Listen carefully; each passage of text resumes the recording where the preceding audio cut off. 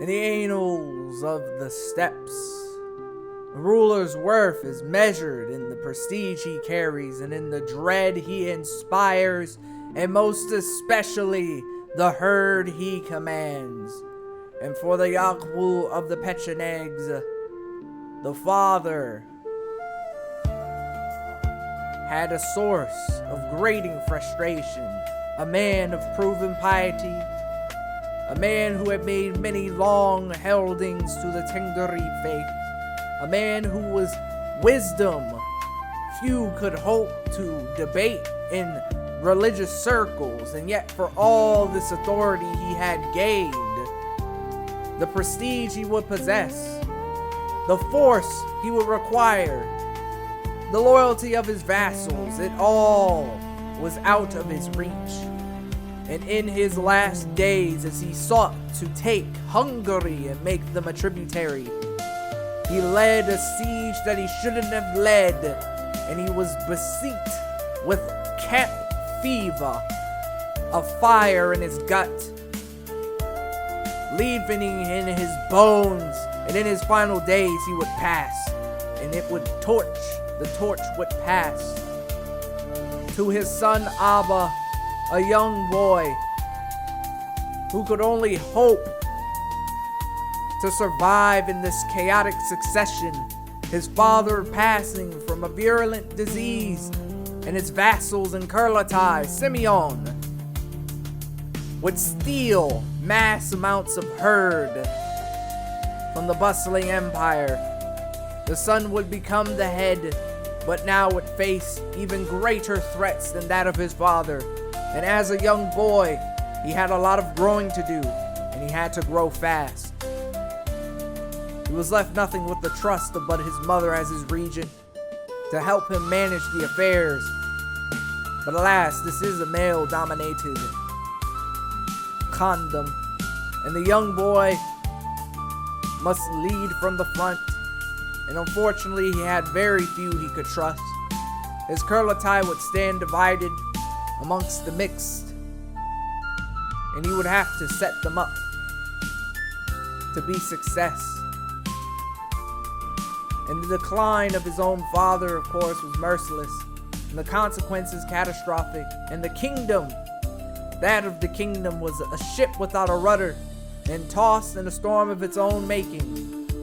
And now all of the burdens and the enemies all fall upon Abba.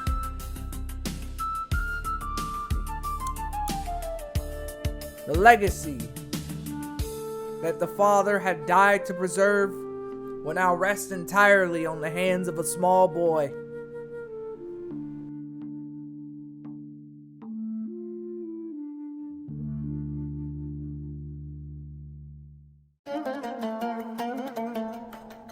And thus the reign of Yagbu Abba Kare began.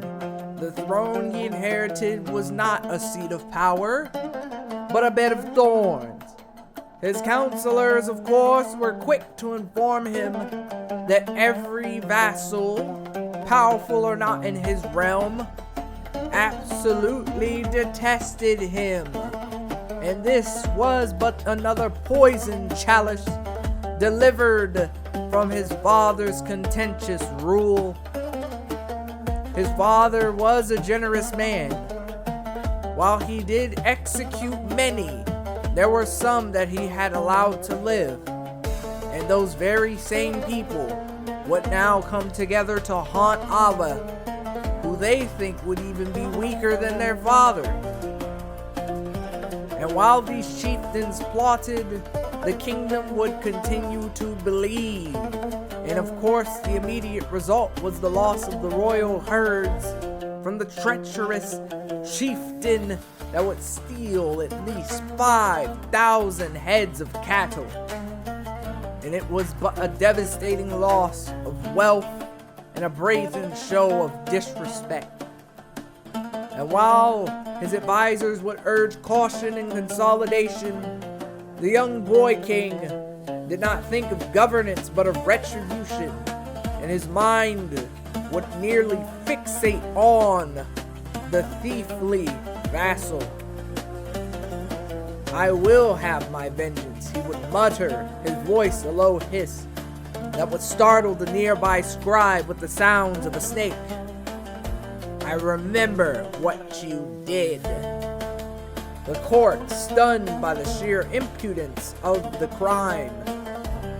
The tributary vassal who had paid for his protection would have instead now become a predator.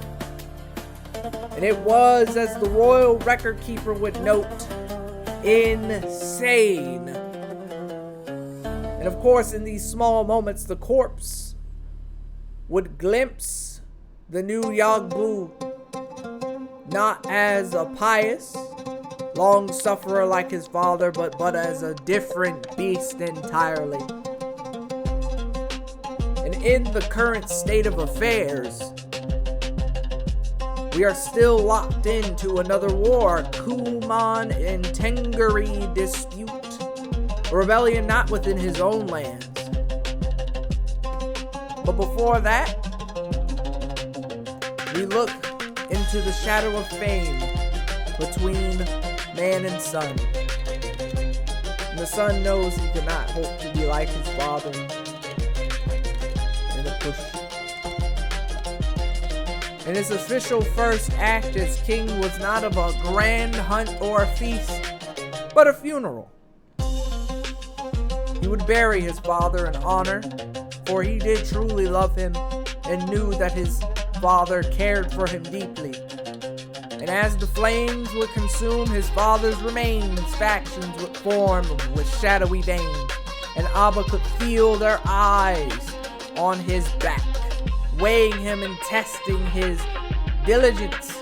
And the world of a child king would be a lonely one, and his education would be brutal and swift. The first thought, of course, was that of migration, possibly changing the lands, but Abba remembered his father and how he fought to stay and expand in the land where he reigned. And he would follow in his father's footsteps, at least in that path, and stay on the course.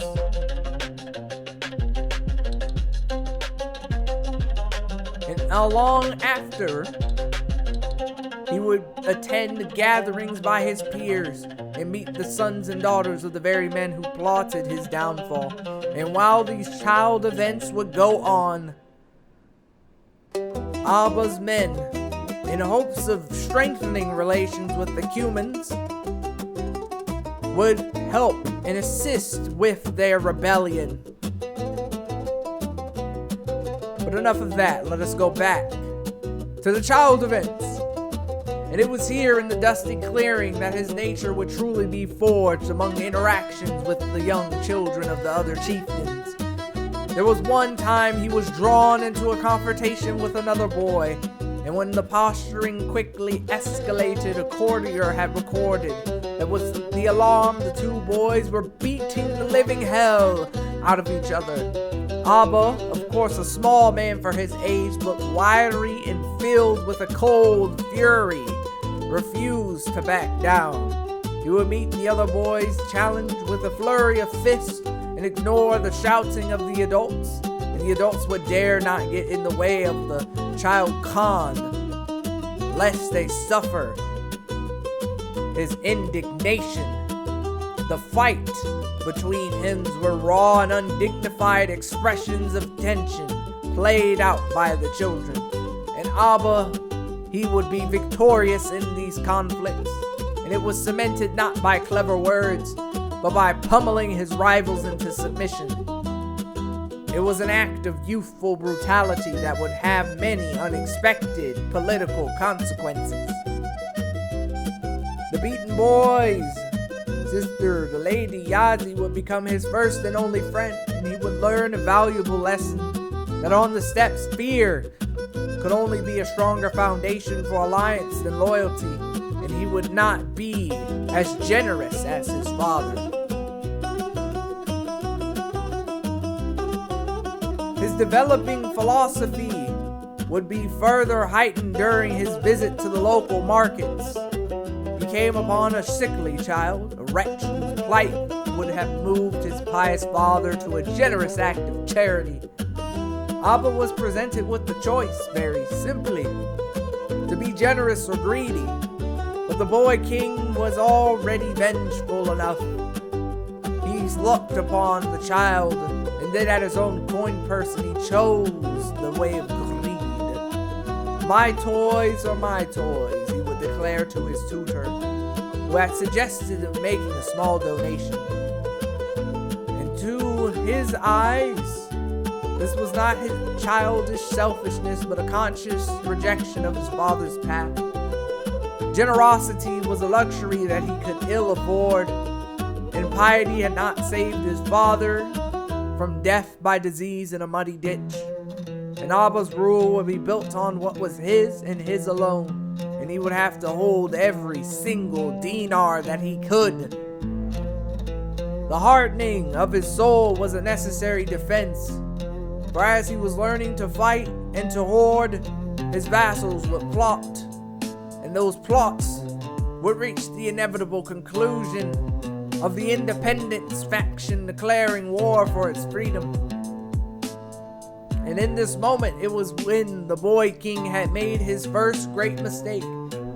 And in a moment of pure strategic folly, the boy's armies, of course, were raised but long away from the Pecheneg lands, occupied with assisting with the threat, but not prepared to take care of the rebellion at its heart.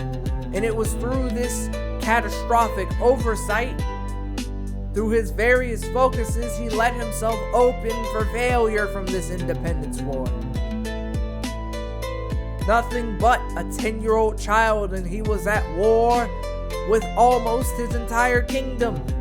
Nearly torn asunder 1 month, he was stealing the clothes of a royal child as a prank. The next, he was embroiled in constant bloody warfare.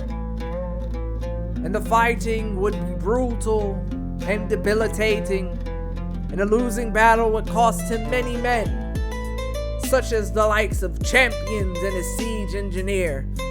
And as the war would continue to drag on, the meat grinder would consume his soldiers and his treasury.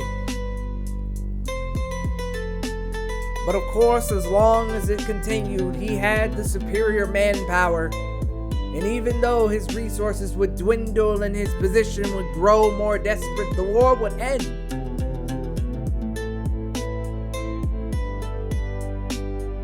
And of course, the war that would end would be the Cuman Tengari War, not with battle genius, but with a whimper of death. The leader of the rebellion would suddenly die, and it would be nothing but a footnote. But the anticipation of the faction war would continue, and Yagbu would need to quell it quickly if he would hope to survive and save what remnant he has of his kingdom. And through all the death and destruction that would cause through,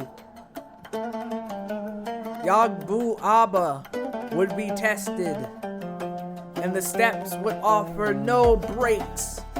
It would have no reprieve. The rebels of defeated warlords would pop up continuously over and over again. He would stamp one army out and another would arise.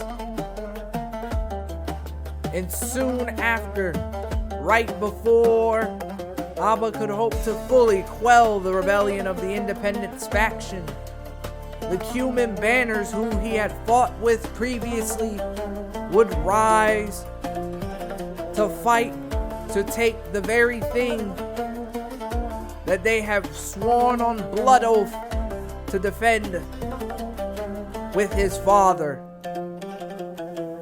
The blood brother of the Cumans have risen, and they would try to take this kingdom from a weakened Khan. They wanted everything, and their hordes would number in the thousands, and they would dwarf Abba's armies. And the boy who had just survived would now have to face a storm that would threaten to wipe the Pechenegs from the memory of the world.